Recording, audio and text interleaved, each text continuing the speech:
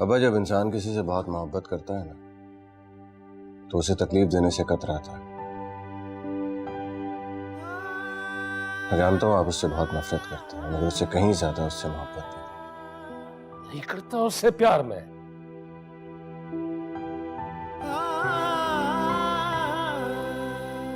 उस नाफरमान लड़की से। उमर, आपने बताया नहीं अब्बू ने क्या कहा? उन्होंने अपनी नफरत का इजहार किया।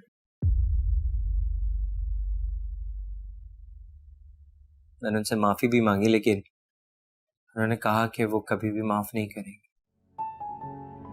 पता था मुझे, वो तुम्हें और मुझे कभी माफ नहीं करेंगे।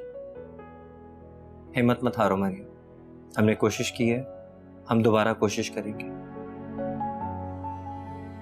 बल्कि हम उस वक्त तक कोशिश करते रहेंगे जब तक वो मोम नहीं हो जाती।